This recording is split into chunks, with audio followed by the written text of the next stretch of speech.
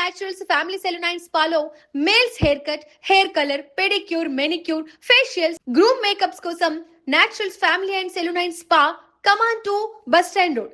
Sub register కార్యాలయాల్లో జరుగుతున్న అవినీతిపై ఈ రోజు ఆంధ్రప్రభలో వచ్చిన ఒక ఆర్టికల్ మనం చూద్దాం. కరీంనగర్ సబ్ రిజిస్టర్ కార్యాలయంలో అంతులేని అవినీతి.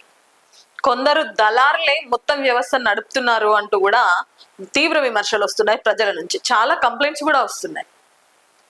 సో డబ్బులు ఇస్తే డబ్బుల కకృతి పడి ఎలాంటి కాంప్లికేటెడ్ స్థలాలైనా కూడా రిజిస్ట్రేషన్ చేస్తున్నారు కరీంనగర్ సబ్ రిజిస్టర్ కార్యాలయంలో. సో ఈ మధ్య కాలంలో మనం చూడడం జరిగింది, ఏసీపీ అధికారులు వరుస దాడులు నిర్వహిస్తున్నారు. ఎక్కువగా sub register officer, Panchayati Raj. So ఈ రెండు శాఖల్ని బాగా టార్గెట్ చేసి దాడులు నిర్వహిస్తా ఉన్నారు. సో చాలా మంది చూడడం జరిగింది. మొన్న గంగాధారలో సబ్ రిజిస్టర్ అయితే ఏంటి, నిన్న పెద్దపల్లిలో పంచాయతీరాజ్ ఏఈ కానీ, ఇలా చాలా మంది వరుస దాడులు జరుగుతున్న నేపథ్యంలో డబ్బులు డైరెక్ట్ గా తీసుకోకుండా దళారుల ద్వారా వాళ్ళకి రావాల్సినవి తీసుకుంటున్నట్టు కూడా మనకు తెలుస్తా ఉంది. ఒకసారి చూద్దాం ఆర్టికల్ ఏంటో కూడా ఇప్పుడు మనం చూద్దాం. కరీంనగర్ సబ్ రిజిస్టర్ కార్యాలయంలో అవినీతికి అంతు లేకుండా పోయింది. కొందరు ఏజెంట్లు పైరవీలు చేస్తూ అధికారుల జేబులు నింపుతున్నారు. సో దాంతో పాటు యథేచ్ఛగా డబ్బులు దండుకుంటున్నారు. నిబంధనల తుంగలో తొక్కి అవినీతికి పెద్దపీట వేస్తున్నారు. మనం కరీంనగర్ సబ్ రిజిస్టర్ ఆఫీస్ లో చూసుకుంటే రోజుకి 20 నుంచి 25 రిజిస్ట్రేషన్స్ అవుతా ఉన్నాయి. గతంలో చూసుకుంటే 40 నుంచి 45 రిజిస్ట్రేషన్స్ అయ్యేవి. ఈ మధ్య కాలంలో రియల్ ఎస్టేట్ చాలా డౌన్ అయింది.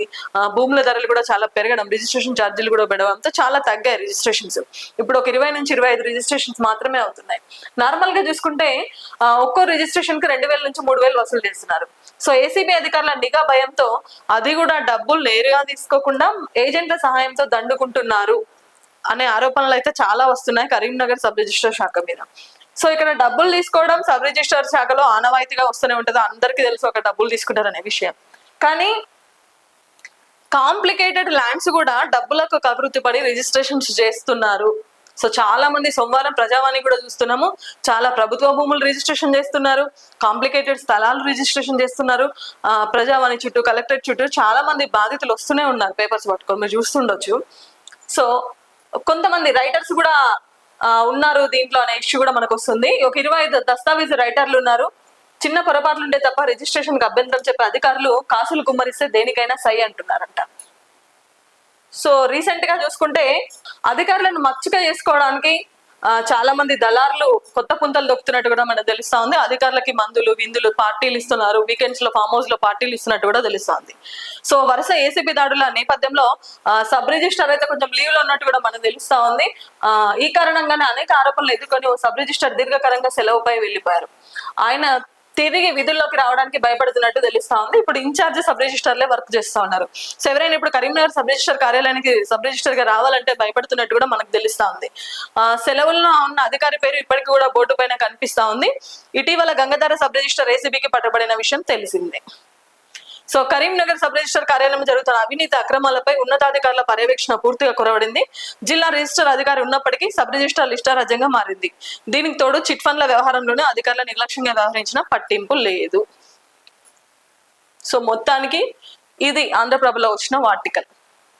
సో రిజిస్ట్రేషన్ కార్యాలయంలో జరుగుతున్న అవినీతిపై ఉంది. టోటల్ గా కొంతమంది దళారులు సో సబ్ రిజిస్టర్లను మచ్చిక చేసుకునేందుకు వాళ్ళకి ఫామ్ హౌస్లలో పార్టీలు, మందులు, విందులు, చిందులు అన్ని చేపిస్తున్నట్టు కూడా తెలుస్తా ఉంది వాళ్ళని మచ్చిక చేసుకోవడానికి. సో మచ్చిక చేసుకొని ఇలాంటి ఏవైతే కాంప్లికేటెడ్ ఇష్యూస్ ఉన్నాయో, కాంప్లికేటెడ్ స్థలాలు ఉన్నాయో అవి కూడా డబ్బులు కష్టపడి రిజిస్ట్రేషన్ చేస్తున్నారంటే తెలుస్తుంది. సో వరుస ఏసీబీ దాడులతో ఎక్కడ బయటపడతామని డబ్బులు కూడా నేరుగా తీసుకోకుండా ఒక పక్క యూపీఐ ట్రాన్సాక్షన్స్ కూడా చేయకుండా మధ్యలో దళారులను పెట్టి డబ్బులు దండుకుంటున్నారని తెలుస్తా ఉంది. సో వీటన్నిటికి భయపడి ఒక సబ్ రిజిస్టర్ దగ్గర 1 month నుంచి లీవ్ లో ఉంటున్నట్టు కూడా మనకు తెలుస్తా ఉంది. సో ఇన్ఛార్జీలతోనే సబ్ రిజిస్టర్ నడుస్తున్నట్టు కూడా తెలుస్తుంది. ఇలాంటి అవినీతి అధికారుల భరతం పట్టడానికి ఏసీబీ అధికారులు రెడీగా ఉన్నారు.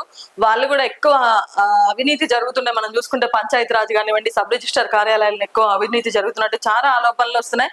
ఒక పక్క పెద్ద ఎత్తున కంప్లైంట్స్ కూడా వస్తున్నాయి. సో ఎవరైనా మీకు ఇలాంటి ఇష్యూ ఎదురైనా సబ్ రిజిస్టర్ కార్యాలయంలో కానీ ఇంకెక్కడైనా కానీ లంచం అడిగినా ఇంకేమైనా ఇష్యూ మీకు తెలిసినా కూడా డెఫినెట్లీ గా మీరు ఏసీబీ అధికారులకు కాల్ చేసి చెప్పొచ్చు. 1096 కి కాల్ చేసి మీరు కంప్లైంట్ కూడా అయిపోవచ్చు. కెమెరా పర్సన్ వేణితో లావణ్య రెడ్డి, సుమన్ టీవీ, కరీంనగర్.